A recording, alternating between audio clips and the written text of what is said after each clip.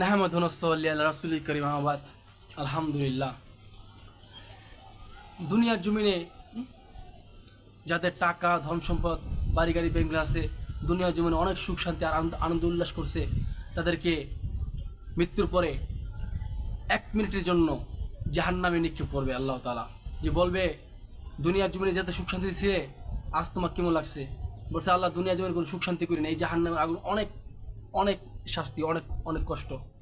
আর দুনিয়ার জমিনে যারা অনেক কষ্ট করেছে, অনেক অশান্তি ভোগ করেছে, অনেক অনেক পরিশ্রম করেছে, অনেক দুঃখ কষ্ট নিয়ে দুনিয়াতে যারা জীবন পার করে চলে গেছে, তাদেরকে এক মুহূর্তের জন্য জান্নাতের ভিতরে নিক্ষেপ করবে আল্লাহ তাআলা।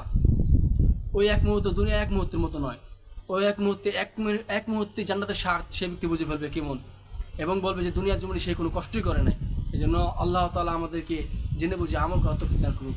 এই জন্য আমরা আল্লাহ তাআলা আমাদের সবাইকে জান্নাতমুখী করুক এবং জান্নাতের নাজ নেয়ামত ভোগ করার তৌফিক দান করুক এবং দুনিয়া থেকে জান্নাতের নাজ নেয়ামত আমরা যাতে আমল করে যেতে পারি, আল্লাহ তাআলা আমাদের তৌফিক দান করুক।